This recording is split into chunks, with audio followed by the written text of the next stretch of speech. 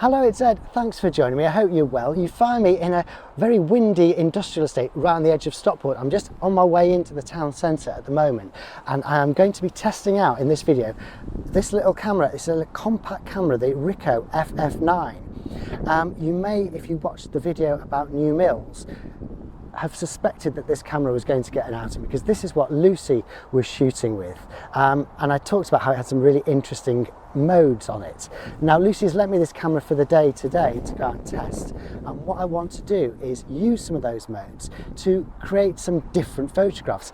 It's getting on for Halloween again, and I want to create some spooky pictures, and I think some of the clever modes on this camera might help me do that, one in particular. As I wander around, I also want to be talking a little bit, because you know I always like to have a little bit of philosophy to chat about. I want to be talking about what it means to always be shooting the same focal length. Is it a good thing? Is it a bad thing? Is it a mixture of both? That's how it usually turns out, isn't it? But I got to thinking about it because I've been shooting a lot on little compact cameras, and they almost always have a focal length somewhere between 30, 35, occasionally out to 28, but they're all normal to wide angle, a little bit wide angle, because they are compacts for snapshots. And it can be a bit limiting. When I started out in photography, I was using zooms with a range between 24 and 200 and trying to get all sorts of different focal lengths, but recently I've been sticking to just the one, and it has had really good benefits, but it has also had drawbacks. So I'm going to talk about that as we go along today, and maybe try to get into my head what I'm going to do next in terms of focal length. Am I going to stick with the single one, or am I going to try and mix it up a bit more in the future? Right, I'm going to find somewhere to load up this film. I have a Kentmere 400 with me, and then we'll get into Stockport town centre, shoot a few shots there, maybe shoot a few shots somewhere else, develop the film and see how we get on. Right, let's crack on. Right, so I found a little quiet place to load the film, which is a little bit more sheltered than where I was before. And so we will see how easy it is to load. I think it's one of those ones which has an auto load on it, which should be helpful. There we go, let's have a little look in there. I'm using Kentmere 400, as I think I mentioned, because it's cheap and cheerful. And the exposure modes that I'm going to be using to try and get these interesting shots, I want to minimise the number of factors there are. So using black and white, I won't have colour to worry about. So I don't know if I need to open this to load it. It's saying I've got a full battery, that's good. Film is in there, across and flat. Let's close it and hope for the best. Yes, there we go. We are on number one. So let us head off in search of our first picture. So one of the less interesting modes on this camera is the panoramic mode, and initially I thought, oh, that's exciting, I'm going to get one of those long 16:9 panoramas or something, but actually all it means is that it sets the focusing to infinity, so you're going to get the things in the background, your panorama, sharp. That's the theory anyway, but let's try it out. There's a nice panorama there of Stockport town centre, which I'm sure you'll have seen before if you follow the channel. Let's see how it renders with that panorama mode. So yeah, it does what it says on the tin. The background is completely sharp. There is quite a bit of detail in the shot, and the shutter speed was obviously fast enough for me to shoot it handheld, and it looks like the exposure is pretty good. There's a bit of grot on this negative, but that's just me not doing my job properly in the darkroom. It's a Halloween special, things are supposed to look a little bit not quite right. So here's an opportunity for a spooky double exposure. How about my face with some kiss makeup? Let's give it a go. The thing we need to remember is the face needs to be the same size as my face, so I need to make sure that it fills the frame exactly the same amount, so that should be interesting. There we go, ME, multiple exposure mode. Then I will take a picture of that, making sure that I fill the entire frame with it. Yeah, I don't think I was quite the right size in the frame, but you get the idea. It's done a decent job of the multiple exposure. Yeah, in terms of testing the camera does what it says it does, it's a good start. Let's wander into the shopping area and see if we can find any Halloween related storefronts. So I've made it to the centre of Stockport now, and one thing that's always going to be spooky is something placed in an area where it shouldn't ordinarily be, even if it isn't a scary Friday the 13th mask like that. But what I'm going to do is try and take that picture, because it's against a dark background, so it shouldn't show up, just the model will, and then put that in a different environment. So I'm thinking that pigeon might make a good contrast with that mask. Yeah, again, as proof of concept, it works, and the pigeon stands out dark against the rest of the shot, but it's not particularly spooky, is it? Let's keep trying. So here I am in the graveyard at the church in Stockport. I've never actually found graveyards to be scary places, actually. I find them quite peaceful. But it is a traditional sort of spooky thing, isn't it? And there are all sorts of gravestones down here with in memoriam sacred to the memory of. So I think a little double exposure using that sacred to the memory of, and then putting maybe a scary doll or something with it, that might work. Got to make sure that I don't show any information about the person, because even though they've probably been dead for hundreds of years, I try to be respectful. But yeah, let's give that a go and see if it works. Okay, well, it's not ideal, but I'm going to go with that because it's a light colour against the dark one and it might show. Oh, that's not the same mannequin, is it? That's spooky. What on earth happened there? Ghosts in the machine. Right, I thought I'd take the opportunity to take a little rest while the sun's out and maybe bend your ear a bit about the benefits and costs of using always the same focal length. Now, what I'm talking about is always choosing to use a 28, or always choosing to use a 35, or always choosing to use a 50, or less likely always choosing to use an 85, whether that's across a project or across your photography as a whole. Some people choose to do it because they think it gives their photography a distinctive look and makes it look like them, and there's a consistency across all their work, and there is a big truth to that.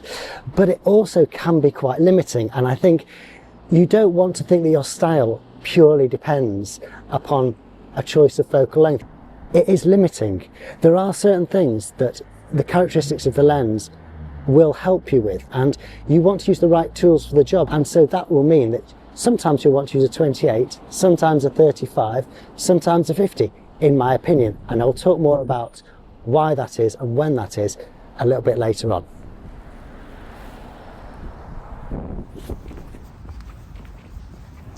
Now, I have shot this many times before, but it's quite Halloweeny if you get a silhouette up in that little space there, don't you think? Especially if it was doing something a bit like that, but I doubt that's going to happen.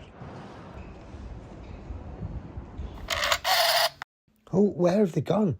There was a figure there. There was a figure there. It was like strange and a bit gnarly, and must have been a vampire because it didn't come out in the film. So time to take another little rest and maybe talk about the positives of shooting with a variety of focal lengths rather than the disadvantages of shooting with only one. And it is that thing about variety. When you watch a film, you normally expect to see a variety of focal lengths: a wide shot, establishing shot, a narrow shot on the main protagonist. And that's the same when you're doing a series of photographs. And it's just really giving yourself more options and making things more interesting. But it's not just about variety, it's also about being able to cope with any situation. Sometimes only a telephoto is going to work. You can't get close to something. Sometimes only a wide angle will work because you are in an enclosed space and you just want to fit everything in. So if you limit yourself to one particular lens, you're limiting yourself. You're making it impossible to take particular shots. And that might mean that you have to be creative, and that might be a good thing.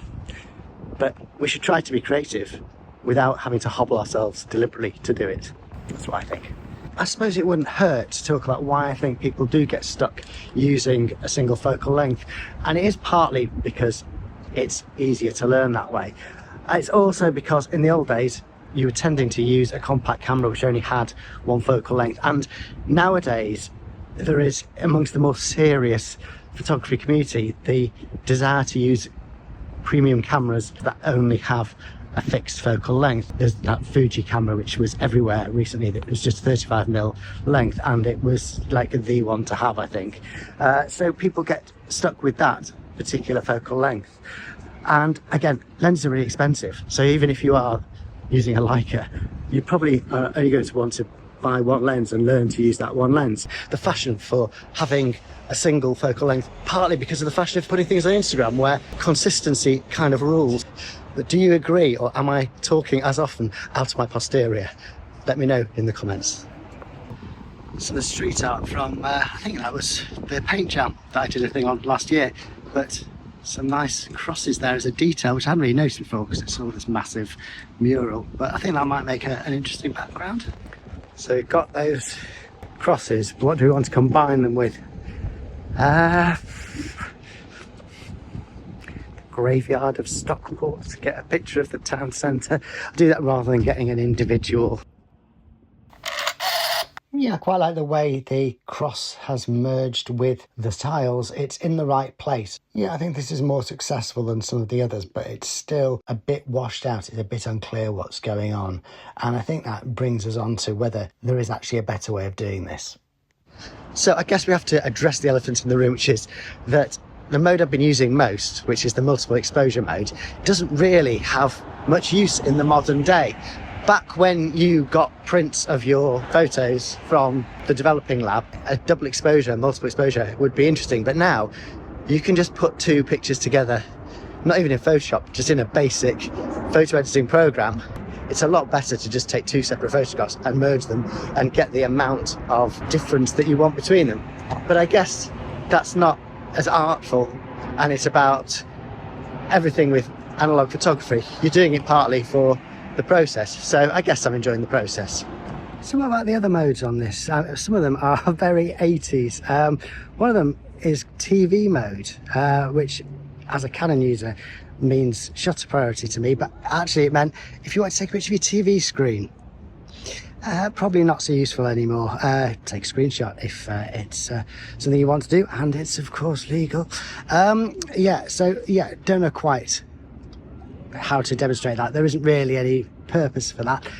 There is another mode though, night mode, which we are going to try later, and there is another one which is a stepped exposure. Basically you can do a time lapse, but with a 36 exposure film, and there aren't any sort of settings that you can really change the amount of time. A bit niche. The weather's getting grim, but I think I have spotted a spooky picture, and it doesn't really require any double exposure or anything. In here there's the empty market, and there's just a model of a butcher just standing there amidst the nothingness. And I didn't even notice there were loads of ghosts hanging above him. Maybe they weren't there and they just came out in the film when they weren't there in reality. No, I think they were. But yeah, it's a more interesting shot than the others. Technically not very good, but project it in a dark room, put some spooky music on, and it might give a few kids a little bit of a shiver. So that's a few shots, but I think if we want it to be really spooky, I guess we have to wait until the night falls. And that wasn't going to be for a good few hours, so I decided to head back to the studio and try and get some work done there while I was waiting. Okay, so I'm back in the studio now, and control conditions, I'm going to try and get some interesting double exposures using different lighting techniques. So I've set up this little light here, and I've set the camera up on the stand there, and I'm going to try, when I've turned the lights off, to take various shots with the light in different positions and my face in the same one. We will see how it works. Right, let's crack on. Lights off. Looks like that is ready.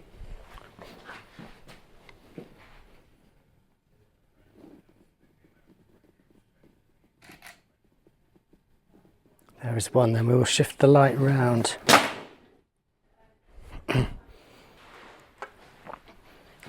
And we will try again. Self-timer button. Can we see it? There we go.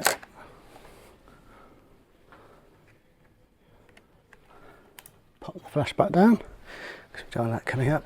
And hopefully we're in the same position. A different face.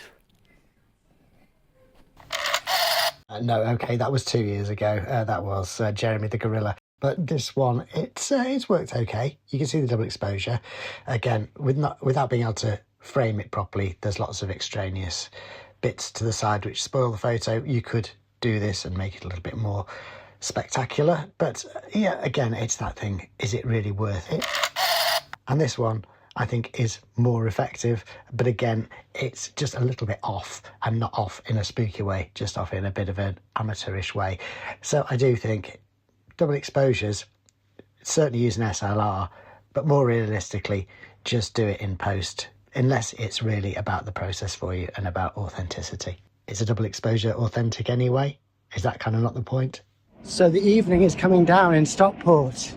It's getting so spooky. Not really, but it is time to test out the night mode on this camera and see how it delivers. I think basically it just sets a slow shutter speed. I'm interested to know whether it will pop the flash up as if it's a night portrait. We'll see, shall we? I'll try up in the marketplace. That might look spooky. There might be a little passageway there. So here I'm using a bin to steady the tripod, and I'm going to try and take a picture of the lit up Alfredo social, I think it is. Now this is one where it would be good to have lots of focal lengths, because I could do a close-up of the clock, I could do a wide shot of the whole building, I could maybe pick out some of the lettering, but I only have the one focal length and that will have to do. So do you see what I mean? I could zoom with my feet, but I can't zoom with my feet up there, really, can I? Or maybe in the spirit of this Halloween special, I could. But no, I'm not going to try and do some really rubbish CGI to show that. Let's look at this photo instead, and you can see that the night mode is quite effective and it's not overexposed. I think that's one of the ways where this camera is actually quite good. And you can see that again here, where I took a picture of the staircase near the bus interchange, and you can see a spooky figure who actually really was there coming down the stairs, which are all lit by these torches. I can imagine, again, if I had a focal length that I could zoom in on that particular portion, that could look quite creepy. But yeah, night mode, something that does work on this camera. So for my last night mode one, I'm going to take a picture of the plaza. It's not very spooky, but it may be haunted, who knows. But these lights should, even in black and white, show up whether the slow exposure works. I think I've worked out that when you select the night mode, not only does the flash not pop up, but it seems to focus on infinity. So the autofocus isn't trying to focus and fail and stop you taking the picture. So maybe that's what it's for. Let's see how it goes. So there we go. That's my take on why I think it's important to use a variety of focal lengths in your photography. And I think I've probably talked you to death about that enough now. Hopefully you enjoyed seeing the little FF9 in action and listening to me waffle on. If you did get any kind of value out of today's video, please do drop me a like, a share or subscribe. That would really help me out. But until we meet again, do take care of yourselves, enjoy your shooting. But not